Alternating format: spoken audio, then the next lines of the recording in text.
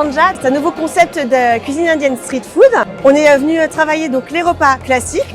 Nous sommes venus les travailler avec une chef Sanji, qui est une chef indienne, qui est également blogueuse. Et nous avons retravaillé pour venir twister les plats classiques et leur amener un peu de peps, de la couleur, de la générosité. Les naans sont faits sur place devant vos yeux, dans les fours tandoor. Des plats avec plein de saveurs, ça fait l'unanimité auprès de nos premiers clients. On a développé le concept Anja, qui vient dépoussiérer la cuisine indienne avec une architecture d'intérieur complètement épurée. Un concept architectural très urbain, très trendy. Mais surtout hyper street food, c'est-à-dire très rapide. Vous pouvez déjeuner ou dîner en 10-15 minutes chez Anja et non pas passer 1 heure à table. Et tout ça dans la bonne ambiance. Anja va connaître un développement très impressionnant du fait que nous avons déjà un pipe de franchisés relativement important et que nous avons déjà des transformations de contrats qui sont prévues pour une dizaine dans les semaines qui viennent. Donc on peut espérer en effet un développement aussi important, voire beaucoup plus rapide que celui de Pitaya, qui a été quand même un développement très impressionnant depuis 4 ans, avec 140 ouvertures. Déjà pas mal de franchisés qui sont venus d'ailleurs à l'ouverture d'Anja nous ont sollicité sur des premières ouvertures au niveau national.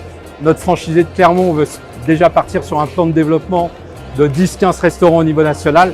Donc tout ça va accélérer très rapidement le développement de cette enseigne. J'ai envie de relever un nouveau challenge, relever un nouveau défi et de faire partir de cette nouvelle aventure, dépoussiérer le monde de la cuisine indienne et de faire partie du futur premier réseau de cuisine indienne en France. Aujourd'hui, c'est la 2e cuisine du monde la plus consultée sur le web. C'est la 4e cuisine la plus livrée par les agrégateurs, source Deliveroo. C'est la 6e cuisine du monde la plus consommée au niveau national. C'est rejoindre un groupe qui est déjà sachant en restauration rapide. Aujourd'hui, on a plus de 10 ans d'expérience avec Pitaya. On a tous les supports comme le marketing, la communication, la formation, les travaux.